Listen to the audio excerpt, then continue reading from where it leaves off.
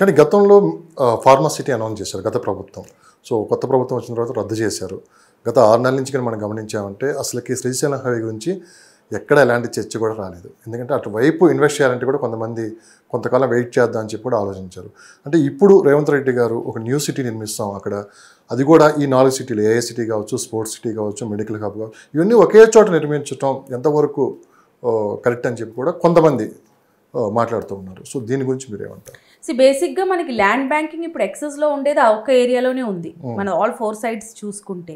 కాకపోతే మీరు అడిగింది అది కరెక్ట్ పాయింటే, అన్నీ ఒకటే చోట ఎందుకు. ఇప్పుడు మనకి వరంగల్ ఉంది, కరీంనగర్ ఉంది, కొన్ని డీవియేట్ చేయొచ్చు అట్లా. కాకపోతే ఇంకొకటి ఏంటంటే ఇక్కడ వీళ్ళదంతా ఏరియాస్, ఐ మీన్ ఇప్పుడు రేవంత్ రెడ్డి గారి కాన్స్టిట్యుయెన్సీ అంతా అటు సైడే ఉంది. సో అందుకే దాన్ని అంత ఇంపార్టెన్స్ ఇస్తున్నారు అని కూడా అంటున్నారు. Yes this is public opinion. Okay, but according to us analyst మాకు ఫస్ట్ అనిపించింది ఏంటంటే there is land banking there.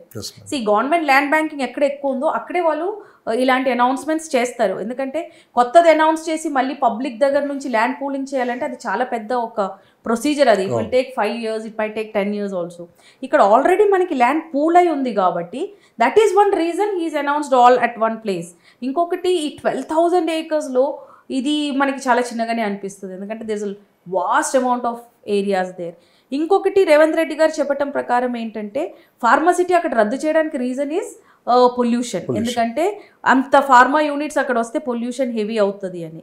But the previous government ఏం చెప్పారు, those are eco pharma cities, eco based. So ఇది ఎంతవరకు కరెక్ట్ అనేది మనం అనలైజ్ చేయలేము. ఎందుకంటే ఇప్పుడు ఏమైందంటే రియల్ ఎస్టేట్లో ప్రతి government to government things are changing. ఇప్పుడు పాత గవర్నమెంట్ చెప్పింది కొత్త గవర్నమెంట్ ఫాలో చేయట్లేదు. ఇప్పుడు ఈ గవర్నమెంట్ అనౌన్స్ చేసింది నెక్స్ట్ గవర్నమెంట్ ఫాలో చేస్తుందో లేదో తెలియదు. సో ఇప్పుడు మీరు అడిగినట్టు రేట్స్, పబ్లిక్ ఇన్వెస్ట్ చేసిన డబ్బుల పరిస్థితి ఏంటి అనేది.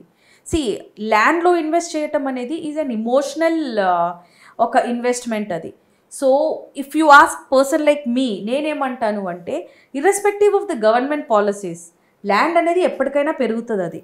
సో హైలీ అప్రిషియేటెడ్ ప్రైజెస్ కాకుండా ఒక నార్మల్ ప్రైస్లో మీరు ఇన్వెస్ట్ చేసి దాన్ని వదిలేసుకుంటే ఇవాళ ఫార్మాసిటీ రాకపోవచ్చు, వేరే ఏదో ఒక సిటీ వస్తుంది. ఈ గవర్నమెంట్ మారాక ఈ సిటీ రాకపోవచ్చు, ఇంకేదో సిటీ వస్తుంది. కానీ ఇలాంటి ఏరియాస్ ఏంటంటే హైదరాబాద్కి 100 kilometers బిలో రేడియస్లో ఉంది. So at some point of time ఈ రోడ్స్ అయితే 100% డెవలప్ అయితే అవుతుంది. సో ఇన్వెస్టర్స్ ఏంటంటే ఎనీబడి హూ ఇన్వెస్ట్స్ ఒక 5-6 yearsలో ఒక 100% అప్రిసియేషన్ వచ్చిందంటే అది అమ్మేయటమే బెటర్. సరే, గవర్నమెంట్ అయితే అనౌన్స్ చేస్తుంది, ఆచరణలో ఎంతవరకు సాధ్యం ఓ ప్రశ్న అయితే క్వశ్చన్ మార్క్గా మిగిలిపోతుంది. ఇట్స్ అ రైట్ క్వశ్చన్ అండి. వైఎస్ఆర్ గవర్నమెంట్ ఉన్నప్పుడు చంద్రబాబు నాయుడు గారు YSR when these people were there, మన శంషాబాద్ ఎయిర్పోర్ట్ వర్క్ స్టార్ట్ అయింది. శంషాబాద్ ఎయిర్పోర్ట్ అది ఫంక్షన్లోకి కూడా వచ్చింది. సో మనకు ఆ టైంలో వైఎస్ఆర్ గవర్నమెంట్ ఒక అనౌన్స్మెంట్ చేశారు. అదేంటంటే ఈ తుక్కుగూడ ఏరియాలో, కొంగరకలం ఏరియాలో ఏరో సిటీ అని, అంటే ఏరోప్లేన్ మ్యానుఫ్యాక్చరింగ్ యూనిట్స్ సెటప్ చేయాలని. అది మళ్ళీ ఫాక్స్కాన్ లాగా మారింది మళ్ళీ నెక్స్ట్ గవర్నమెంట్ వచ్చినప్పుడు. సో మీరు అన్నట్టు ఈ అనౌన్స్మెంట్ ఎంతవరకు అనేది that we as a public have to analyse that. అంటే గవర్నమెంట్ దగ్గర డబ్బులు ఉన్నాయా, లేదంటే what are the steps they are taking to bring investors in to India అనేది. ఇప్పుడు కేటీఆర్ గవర్నమెంట్ కేసీఆర్ గవర్నమెంట్లో KTR was our IT minister. When he has announce something దానికి ఇమీడియట్గా ఒక స్టెప్ అహెడ్ వెళ్ళేవాళ్ళు. అదే ఇప్పుడు ఈ గవర్నమెంట్ కూడా చేయాలి. ఇప్పుడు ఎందుకు ఈ ప్రశ్న నేను అడిగానంటే మేడం, ఆ రోజు గత ప్రభుత్వం కేసీఆర్ గారు ఉన్నప్పుడు ఫార్మాసిటీ అనౌన్స్ చేసినప్పుడు చాలా మంది ఇన్వెస్టర్స్ అక్కడ ఇన్వెస్ట్ చేశారు. సో తర్వాత జరిగిన పరిణామాలు మనం చూసాం. ప్రభుత్వం మారింది, తర్వాత ఫార్మాసిటీ ఒక చోట నుంచి మరో చోటికి మారుస్తున్నా అని చెప్పడం, ఒకసారిగా అక్కడ ఇన్వెస్ట్ చేసిన వాళ్ళంతా ఒక గందరగోళ పరిస్థితిలో ఉన్నారు. సేమ్ మళ్ళీ అదే ఇప్పుడు కొత్త ప్రభుత్వం, కాంగ్రెస్ ప్రభుత్వం వచ్చింది, రేవంత్ రెడ్డి గారు ఒక న్యూ సిటీ నిర్మిస్తా ఉంటున్నారు, మళ్ళీ ఒక కొత్త ప్రాజెక్ట్ అనౌన్స్ చేస్తున్నారు. మళ్ళీ ఇప్పుడు ఇన్వెస్ట్ చేయాలా వద్దా, రేపు మళ్ళీ ఎవరైనా వచ్చి వేరే ప్రభుత్వం కింద నెక్స్ట్ 5 years తర్వాత వీళ్ళు ఇది ఇక్కడి నుంచి మారిస్తే మా ఇన్వెస్ట్ మొత్తం ఇరుపోవాలి అని చెప్పి కూడా కొంత గందరగోళంగా ఉన్నారు.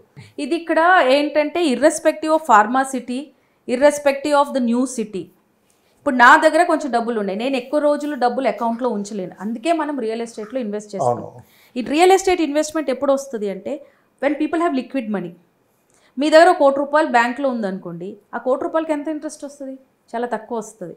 అది మీరు 10 years వచ్చినా 15 years వచ్చినా మీకు చాలా నామినల్ అమౌంట్ వస్తుంది.